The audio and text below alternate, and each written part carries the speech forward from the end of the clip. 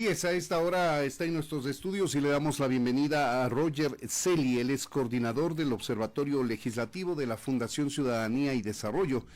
Nos vamos a ubicar en el análisis de la próxima asamblea, el próximo periodo legislativo que se instalará el 14 de mayo próximo. Se están terminando los temas de adjudicación de escaños, no sabemos que haya variado el número de legisladores por cada agrupación política que tienen representación en asamblea, y vamos a iniciar este tema analizando eso precisamente. Los números no han variado, Roger, pero los nombres seguramente todavía no están en firme, digamos.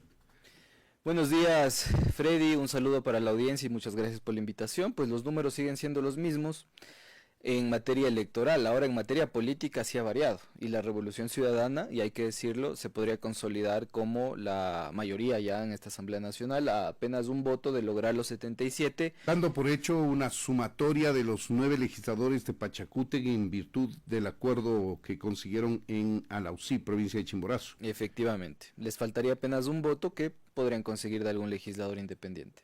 Eso les garantiza una mayoría absoluta que en términos legislativos se entiende la mitad más uno del total de los miembros de la Asamblea, y esto les sirve para tomar resoluciones, para aprobar leyes, inclusive leyes no orgánicas que requieren una mayoría calificada de 2/3 partes, y ahí empieza la complicación.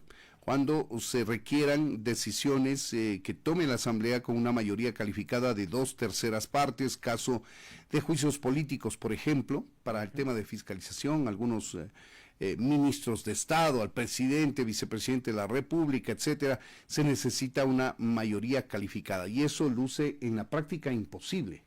Efectivamente, de momento, ¿no? Porque eso podría variar. Adicionalmente, creo que el primer punto importante de esta posible mayoría es la presidencia de la Asamblea Nacional. ¿Qué va a pasar ahí? Que estaría posiblemente en manos de esta coalición. Tenemos 2 vicepresidencias también que son negociables. Dudo mucho que la presidencia la obtenga Pachacutic, considerando que hay que esperar el resultado del 13 de abril. Yo creo que esta alianza que ha hecho Pachacutic con la Revolución Ciudadana es comunicación política nada más, porque si nosotros revisamos los 25 puntos, el último habla de la agenda parlamentaria que se podría construir, pero no se menciona cuál efectivamente va a ser esa agenda parlamentaria. Así es. Y en un acuerdo legislativo en cualquier parte del mundo se establecen los puntos de la agenda, en este caso no se hace. Entonces es un ejercicio de comunicación política desde mi punto de vista, que si gana Daniel Noboa se podría cambiar en alguna medida. Más allá, además, Roger, que no necesariamente todos los legisladores de Pachacutic de manera orgánica asumirán este compromiso de comunicación política como tú lo señalas, lo cual quiere decir que queda en duda que se ejecute en la práctica. Efectivamente, y creo que deberíamos alejarnos un poco desde el análisis que hacemos quienes vemos cómo funciona la Asamblea Nacional de esta suerte de determinismo. Si es que hay un acuerdo, se piensa que en primer lugar esos votos van a ser endosados, y en segundo lugar que dentro de la Asamblea Nacional van a funcionar así. Cuando la fuerza que podría tener un eventual gobierno de Noboa Uliza va a lograr partir, por ejemplo, organizaciones políticas del bando contrario.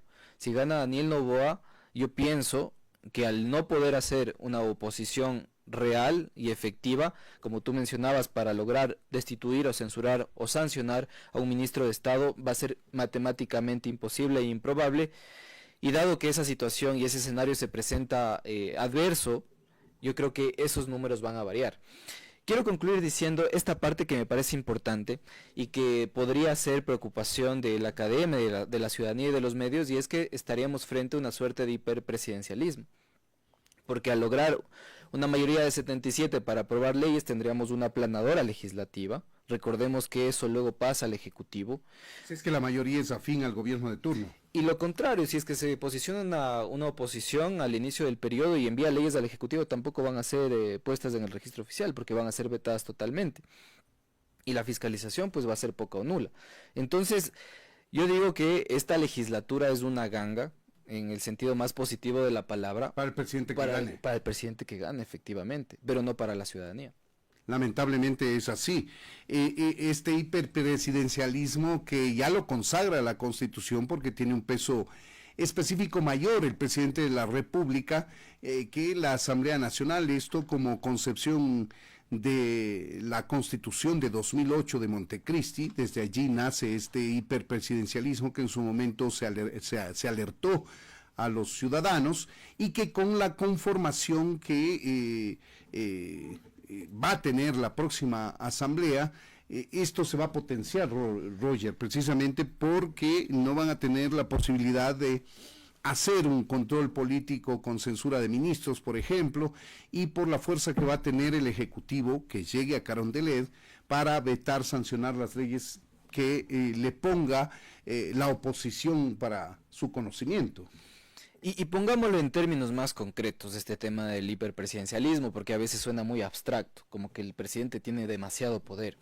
En la práctica, voy a poner un ejemplo, lo que puede suceder es que mañana la cartera de finanzas hace un acuerdo con algún multilateral o con otro país en materia de créditos al país, y si un legislador pide información, el ministro no va a entregar esa información, porque desafortunadamente no van a alcanzar los votos para fiscalizar. Claro, puede desoír sin consecuencias, digamos. Y no comparecer, a pesar de que en esta legislatura y en el anterior habían los votos suficientes para obtener una posible sanción a ministros, se censuraron algunos, no comparecían. Yo pienso que ahora mucho menos van a entregar información, mucho menos van a comparecer, y eso va a dar lugar a que el gobierno que gane esté en un entramado de opacidad. Cuando hay opacidad, se configura un escenario más proclive al hiperpresidencialismo. Claro, pero ahí tendríamos que hacer un trabajo fuerte los ciudadanos, porque tenemos que abonar por la transparencia, más allá de las matemáticas que arrojen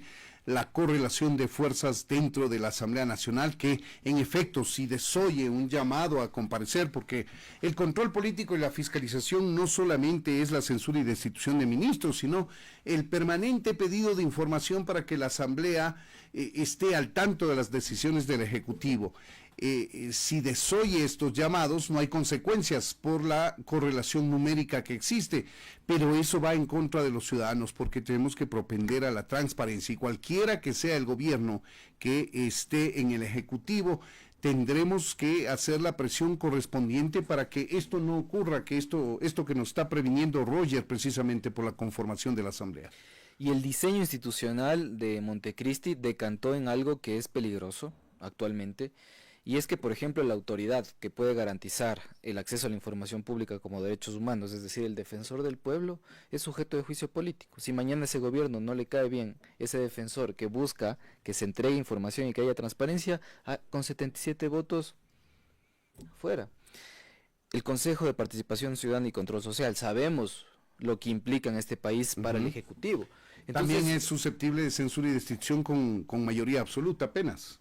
Exacto, entonces yo digo que parece que este diseño institucional fue tan bien pensado para un gobierno que sea de este estilo hiperpresidencialista y que ahora con un bipartidismo lo va a hacer funcionar bastante bien en términos de diseño institucional. Ahora, el resultado que puede dar a la ciudadanía ese diseño puede ser desastroso. O tal vez si somos positivos puede ser más o menos mejor a lo que vivimos. Ojalá que el pesimismo que nos embarga ahora mismo, basados en el comportamiento histórico de la Asamblea, nos diga que estamos equivocados en la práctica.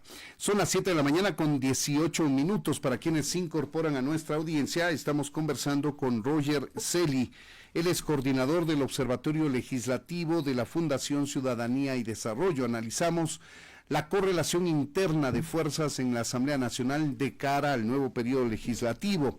Ahora, Roger, el presidente Daniel Noboa ha anunciado la necesidad de entrar a una asamblea constituyente. Si es que él gana las elecciones, seguramente convocará una constituyente. ¿Qué va a pasar con esta asamblea?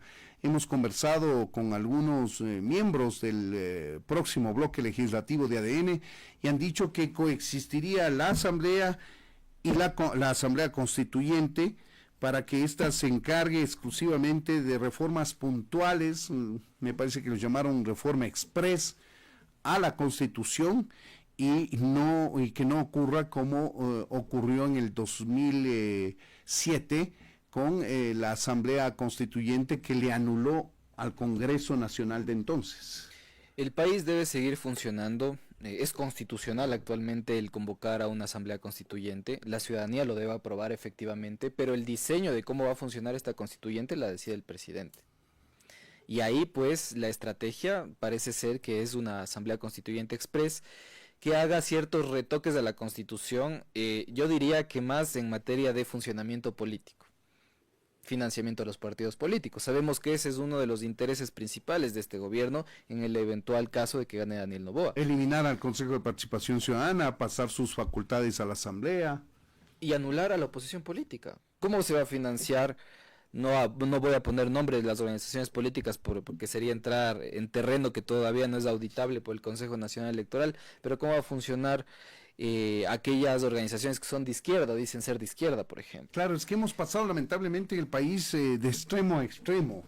Entonces antes no había un financiamiento para campañas políticas con espacio en los medios, por ejemplo. El fondo partidario permanente, ese siempre ha estado presente, al menos en la historia reciente, vale decir, pero es un fondo dedicado exclusivamente a temas de capacitación, de formación de nuevos cuadros, no para la actividad política mismo. Entonces hemos pasado al financiamiento del Estado para la actividad política, pero hemos tenido una proliferación de partidos políticos que inclusive se habla de negociados a través de esta posibilidad. Y de poca transparencia al respecto de la ejecución de estos recursos públicos. Y recordemos que la intención de este gobierno es eliminar ambos fondos, el Fondo Partidario Permanente y el Fondo de Promoción Electoral.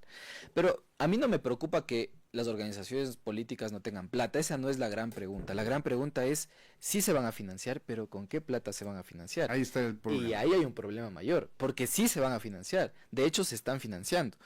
Y las investigaciones demuestran que no siempre el financiamiento es legítimo y legal. Entonces, tocar el funcionamiento de la política como tal en una constituyente express me parece peligroso. En segundo lugar, tocar el diseño de designación de autoridades creo que es un debate cerrado. Creo que la ciudadanía conoce que quien debe designar autoridades es la Asamblea Nacional. Creo que hay claridad al respecto. Así era antes de la Constitución del 2008, por supuesto, y seguramente vuelve a eso. No ha funcionado este modelo, simplemente es eso. Se ha pervertido políticamente a los miembros que deberían tener una raíz ciudadana. Esa es la inspiración con la que nos vendieron la reforma a la Constitución, pero en la práctica no ha funcionado. El resultado es lo que debe ser evaluado por la ciudadanía, y si es que seguimos haciendo lo mismo, no podemos esperar resultados distintos. La Asamblea Nacional es el ente político de representación nacional. Es donde debe caer la responsabilidad política de cómo funciona el país, básicamente en materia de autoridades de control. No puede caer en 7 personas. Es traído de los cabellos. Pero bueno, en todo caso, creo que una constituyente sí debería cuidar al menos una cosa, y es no regresar en derechos. La famosa regresión de derechos que podría darse, sobre todo en materia de derechos de la naturaleza. Entiéndase minería. Entiéndase explotación de recursos naturales. Y voy a poner 3 casos. Es que es evidente lo que pasa en el país en materia de responsabilidad ambiental a la hora de explotar recursos. Esmeraldas, lo que pasa en la Amazonía, lo que pasa incluso, o lo que pudo haber pasado en el Chocó andino. Es decir, un sinnúmero de escenarios en donde Ecuador podría verse afectado por una posible reforma que elimine todo el capítulo, todo el título de derechos de la naturaleza. Hoy en día en la Cordillera del Cóndor se edifica una piscina en donde va a estar ubicados los desechos de la minería. En Brasil se construyó una piscina de ese tipo y se vino abajo y generó un problema ambiental de magnitudes increíbles. En China están prohibidas estas piscinas. Solo pongo este ejemplo porque la política es bien concreta, Freddy, tú lo conoces, y cualquier decisión que tomemos los ecuatorianos va a pasar factura. Pero al margen de que estén consagrados o no como derechos para la naturaleza que tiene nuestra Constitución desde el año 2008, somos testigos en el país de la proliferación de actividad de minería ilegal, que es mucho más nociva que la minería legal, que está supeditada a permisos y la inspección del desarrollo o la explotación de la mina desde el punto de vista ambiental, cuidado de las fuentes de agua y demás. En la minería ilegal eso no cuenta, nadie da cuentas a nadie respecto de estas actividades. Y claro, y cuando ocurren los desastres no sabemos el por qué, cuando evidentemente somos testigos y también somos copartícipes de las decisiones que tomamos que ponen en riesgo nuestra propia seguridad como ciudadanos. Pero en fin, una constituyente creo que va a estar abierta a un posible cambio en la forma de hacer sociedad en el país. Y yo creo que, y justo le decía también a Juan Carlos, creo que el 13 de abril es el inicio de una posible mejora en la participación de los ciudadanos en las decisiones públicas. El ir a votar y pensar que esa decisión va a determinar nuestros próximos 4 años, creo que no es hacer ciudadanía. Creo que los ciudadanos tenemos todas las herramientas actualmente para, en el día 2 de quien gane la presidencia de la República, comenzar a auditar, comenzar a participar de estas decisiones. Y tú lo decías también, Freddy, si es que eso no se da así, creo que enfrentaremos graves problemas en el futuro. Claro que sí, yo me temo que por el estrecho margen que podrá tener el día 13 de abril, quien gane, la proclamación oficial de los resultados tardará semanas, si no meses. Habrá muy probablemente impugnaciones, pedido de apertura de urnas, una serie de recursos electorales por parte de quien pierda las elecciones. Eso lo veo venir, esperemos que el margen sea lo suficientemente grande para que quien pierda las elecciones termine aceptándolas. Y creo que afortunadamente en los últimos años se ha perdido un poco la desconfianza en el sistema electoral, es decir, el ciudadano ha ganado más confianza en el resultado de las elecciones. ¿Tú crees eso en base a qué? Con base en los organismos internacionales, por ejemplo, y con base en que ciertos candidatos, a pesar de las dudas que podrían tener, han dicho que confían en los resultados y que respetan más que todo los resultados. Creo que eso se ha venido construyendo, una cultura algo distinta a la hora de aceptar resultados. Pero claro, en elecciones que han tenido un margen mayor, ahora el margen es de película, ¿no? De lo que conocemos va a ser mínimo el margen en favor de uno u otro candidato. Va a ser voto a voto y ahí hay un riesgo, sí, importante para nuestra democracia. Y ahí viene un reto para los candidatos y es el actuar con responsabilidad, no solo a la hora de aceptar resultados, sino a la hora de generar gobernabilidad. Como tú bien señalabas también, esta Asamblea Nacional podría generar una oposición que se dé en los primeros meses, que podría traer un escenario de nuevo a lo que ocurrió con Guillermo Lasso, en donde se podría ver una asamblea que bloquea y que da una justificación al Ejecutivo para hacer cualquier cosa. Entiéndase constituyente, una posible disolución, que también es una posibilidad real que hay del presidente. Y digamos, todo esto se mide en materia electoral, y no se está midiendo en materia de Estado y de cómo debería funcionar el país a futuro. Claro, pero volviendo al hiperpresidencialismo que se va a potenciar con la configuración actual de la próxima asamblea, yo me permitiría pensar que el presidente de turno o la presidente de turno, quien sea que gane las elecciones, podría aprobar leyes a punta de veto parcial, porque cuando regrese el proyecto a la asamblea, no va a haber la posibilidad de sumar 2/3 partes para insistir en el texto que aprobó la Asamblea y terminará allanándose a la voluntad del Ejecutivo, entiéndase, del Presidente de la República.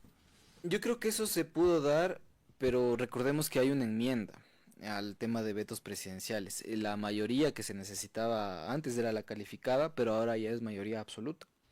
Van a ser los 77 igual. Esta es una reforma a la ley orgánica de la función legislativa. No, es una enmienda a la Constitución. Ajá. Que redujo el número de votos para la ratificación, para dar una suerte de equilibrio a la Asamblea Nacional a la hora de tramitar leyes.